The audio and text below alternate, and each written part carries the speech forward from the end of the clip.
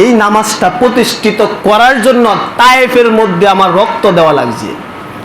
এই নামাজটা প্রতিষ্ঠিত করার জন্য উহুদের জমিনের মধ্যে আমার দাঁত ভাঙা লাগছে। এই নামাজ প্রতিষ্ঠিত করার জন্য রে আয়েশা, এই উহুদের যুদ্ধের মধ্যে আমার মাথার হেমলেট, লোহার হেমলেট ঢুকে আমার মাথার ভিতরে ঢুকে গিয়েছিল। এই নামাজ প্রতিষ্ঠিত করতে গিয়া আমার মাতৃভূমি ছেড়ে রাত্রিবেলায়, রাত্রির অন্ধকারে আমি মদিনায় চলে গিয়েছিলাম। এই নামাজ প্রতিষ্ঠিত করতে গিয়ে আমার সাহাবায়ে কেরাম কত কষ্ট করছে। সুমাইয়া রাদিয়াল্লাহু তাআলা আনহা শহীদ হয়েছে, খাব্বাবের মতন সাহাবী, উমরের মতন সাহাবী, হযরতে খুবাইবের মতন সাহাবী, এমনকি আমি আল্লাহর রাসূলের শরীর দিয়া এমন ভাবে রক্ত পড়ছে। উহুদের মাঠ থেকে যখন আমি ফিরলাম, এই তায়েফ থেকে যখন আমি ফিরলাম, আমার জুতার সাথে রক্ত মুবারক লাইগা আমার জুতা আর রক্ত একসাথে মিশা গিয়েছিল, পা মিশা গিয়েছিল। ওরে আয়েশা, আজকে আমি তাকায় দেখতেছি সমাজের মধ্যে নামাজ প্রতিষ্ঠিত হয়ে গেছে। আমি যদি আজকের পর এই জমিনের মধ্যে নাও থাকি, কিয়ামত পর্যন্ত হয়তোবা আমার সাহাবায়ে কেরাম, এমনকি তাবেঈ, তাবে তাবেঈ, আমার যত উম্মত থাকবে সমস্ত উম্মতেরা এরকম ভাবে জামাতে নামাজ আদায় করবে। সুবহানাল্লাহ। এই জন্য সুখে আমার চোখ দিয়ে পানি পড়তেছে। ঠিক কিছুক্ষণ সময়ের জন্য আপনাদের উস্তাদ, আমি যা বলবো আপনারা তার জবাব দিবেন, যদি ভুল হয় শুধরায়া দিবেন। আপনাদের ছাত্র হওয়ার কোনো যোগ্যতা আমার নাই। তাহলে 1 নাম্বার, গুরুত্ব বুঝে মানুষ নামাজ আদায় করে না, মানে নামাজের গুরুত্ব বুঝে না। 1 নম্বরে কি? নামাজের গুরুত্ব বুঝে না।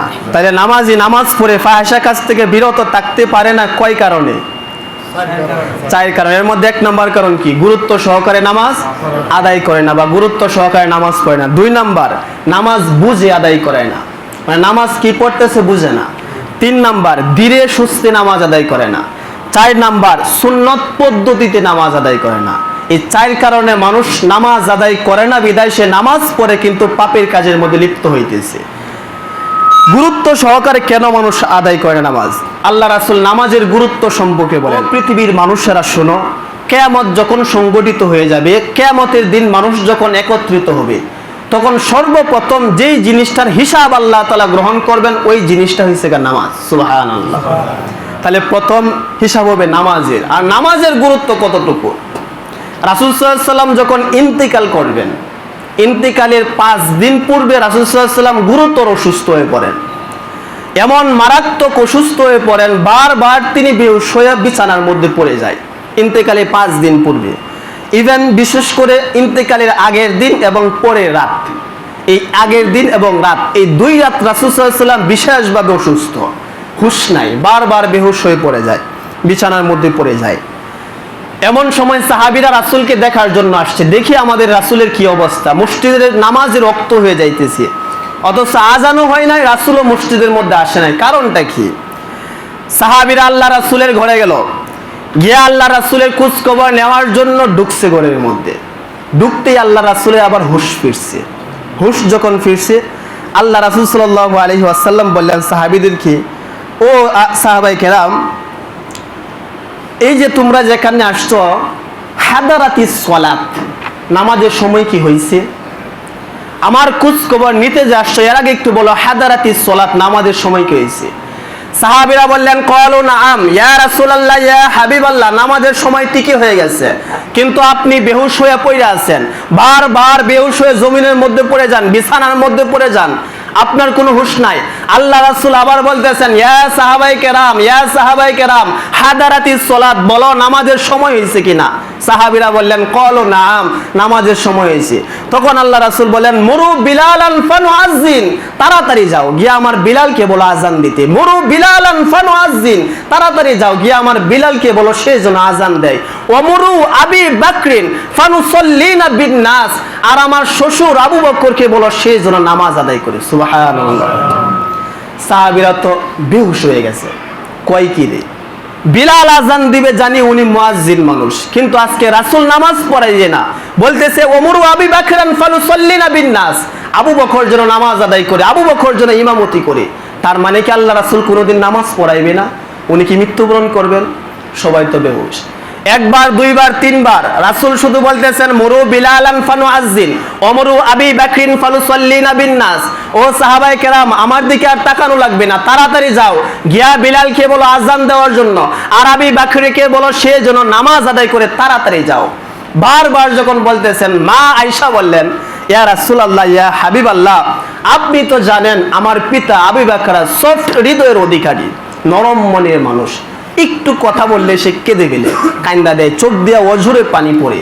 আপনি জানেন আমার পিতা খুব নরম মনের মানুষ। আমার পিতা যদি আজকে নামাজের মুসল্লায় দাঁড়ায়, যেই মুসল্লার মধ্যে আপনি নামাজ পড়াইছেন, ইয়া রাসূলুল্লাহ, ইয়া হাবিবাল্লাহ, উনি নামাজ পড়াইবে কি, চোখ দিয়া পানি পড়তে পড়তে শেষ, কেঁদেই বেহুশ হয়ে যাবে, নামাজ পড়াইতে পারবে না। এরপর আল্লাহ রাসূল বলতেছেন, আয়েশা তুমি চুপ করো, মরু বিলালান ফানুআজ্জিন ওয়া মরু আবি বকরিন ফালুসাল্লিনা বিন্নাস, তাড়াতাড়ি সাহাবীদেরকে বলো, তারা যেন গিয়া হযরতে বেলালকে বলে আযান দেওয়ার জন্য, আর তোমার পিতা আবু বকরকে বলে সে যেন নামাজ আদায় করার জন্য। দুইবার তিনবার, চতুর্থবারে মাথায় তখন আয়েশা বললেন, সাহাবায়ে কেরাম শুনছেনই তো, যান আল্লাহ রাসূলের আজকে নামাজ পড়াইবেন না, আপনারা যান। সাহাবায়ে কেরাম বেহুশ, হাই হাই, রাসূলের পিছনে মনে হয় আর নামাজ পড়তে পারবো না, রাসূলকে আর মনে হয় নামাজের মুসল্লায় দেখতে পারবো না। তারা কাঁদতে কাঁদতে সবাই মসজিদের মধ্যে গেল, যাওয়ার পর বলতেছেন, বেলাল আজান দাও। আল্লাহ রাসূল বলছে তুমি আজান দেওয়ার জন্য, আর আবু বকর আর আজান যখন শেষ হয়ে গেছে তুমি নামাজ পড়াও। আল্লাহ রাসূল বলছেন তুমি যেন নামাজ আদায় করার জন্য। তখন আল্লাহ রাসূল সাল্লাল্লাহু আলাইহি ওয়াসাল্লামের কথা যখন এই সাহাবায়ে কেরাম আবু বকরকে বলল, আবু বকর রাদিয়াল্লাহু তাআলা চোখ দিয়া পানি পড়তেছে, বলতেছে আমি কিভাবে আল্লাহ রাসূলের মুসল্লায় গিয়া দাঁড়াই, যেই মুসল্লার মধ্যে দাঁড়ায় আল্লাহ রাসূল নামাজ পড়ছেন, এই মুসল্লার মধ্যে আমি আবু বকর কিভাবে গিয়া নামাজ পড়বো, চোখ দিয়া পানি পড়তেছে, আর ওই দিয়া নামাজের সময় চলে যাইতেছে।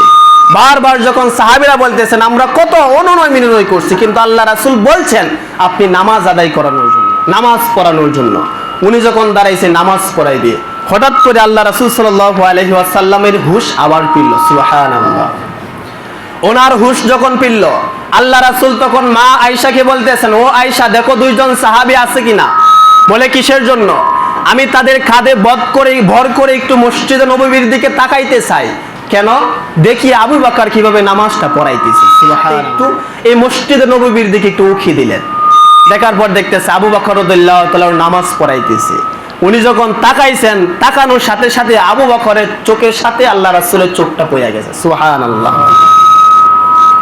তার চোখটা যখন পড়ে গেছে, হযরত আবু বকর রাদিয়াল্লাহু তাআলা তখন রাসূলের চোখের সাথে যখন চোখ পড়ে গেছে, উনি ভাবতেছেন আমি এখন কিভাবে নামাজ পড়াইবো। আল্লাহ রাসূলের চোখের সাথে আল্লাহ রাসূল আসতেছে বা দেখতেছে আমাকে তাকায়া, হযরত আবু বকর পিছনে চলে আসার জন্য ভাবতেছে। উনি যখন পিছনে আসার কথা ভাবতেছে বা আয়েশা যাবে এরকম একটা ভাব বোঝা যাইতেছে, আল্লাহ রাসূল তখন বলেন আই ইসাববিতা মাখানা, আবু বকর পিছনে আসার দরকার নাই, তুমি নামাজ শেষ করা যাবে দাঁড়াইছো। সুবহানাল্লাহ। হযরত আবু বকর নামাজ পড়াইতেছেন, নামাজ শেষ হয়ে গেছে, ওদিকে আল্লাহ রাসূলের চোখ দিয়া অজুরে পানি পড়তেছে। আল্লাহ রাসূলের চোখ দিয়া যখন পানি পড়তেছে, মা আয়েশা বলতেছেন, ইয়া রাসূলুল্লাহ, ইয়া হাবিবাল্লাহ, আপনি বলছেন আমার পিতাকে নামাজ পড়ানোর জন্য, আর আমার পিতা নামাজ পড়াইতেছে আর আপনার চোখ দিয়া পানি পড়তেছে, আপনি কি কষ্ট পাইছেন নাকি যে উনি যে আপনার মুসল্লায় দাঁড়িয়ে নামাজ পড়াইছে? আল্লাহ রাসূল বললেন, না রে আয়েশা, আমি এই জন্য চোখ দিয়া পানি পড়তেছে না, এই কারণে আমার চোখ দিয়া পানি পড়তেছে না। মা আয়েশা বললেন, কিসের কারণে পড়তেছি? আল্লাহ রাসূল বলতেছেন, কষ্টের কারণে না, সুখের কারণে পড়তেছে। সুবহানাল্লাহ। বলে কিরকম সুখ?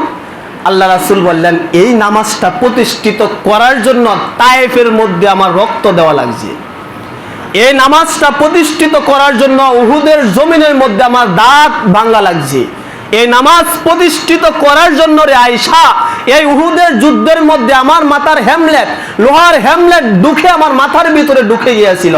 এই নামাজ প্রতিষ্ঠিত করতে গিয়া আমার মাতৃভূমি ছেড়ে রাত্রিবেলায়, রাত্রির অন্ধকারে আমি মদিনায় চলে গিয়েছিলাম। এই নামাজ প্রতিষ্ঠিত করতে গিয়ে আমার সাহাবায়ে কেরাম কত কষ্ট করছে। সুমাইয়া রাদিয়াল্লাহু তাআলা না শহীদ হয়েছে, খাব্বাবের মতন সাহাবী, উমরের মতন সাহাবী, হযরতে খুবাইবের মতন সাহাবী, এমনকি আমি আল্লাহ রাসূলের শরীর দিয়া এমন ভাবে রক্ত পড়ছে। উহুদের মাঠ থেকে যখন আমি ফিরলাম, এই তায়েফ থেকে যখন আমি ফিরলাম, আমার জুতার সাথে রক্ত মুবারক লাইগা আমার জুতা আর রক্ত একসাথে মিশা গিয়েছিল, পা মিশা গিয়েছিল। ওরে আয়েশা, আজকে আমি তাকায় দেখতেছি সমাজের মধ্যে নামাজ প্রতিষ্ঠিত হয়ে গেছে। আমি যদি আজকের পর এই জমিনের মধ্যে নাও থাকি, কিয়ামত পর্যন্ত হয়তোবা আমার সাহাবায়ে কেরাম, এমনকি তাবেঈ, তাবে তাবেঈ, আমার যত উম্মত থাকবে সমস্ত উম্মতেরা এরকম ভাবে জামাতে নামাজ আদায় করবে। সুবহানাল্লাহ। এই জন্য সুখে আমার চোখ দিয়ে পানি পড়তেছে।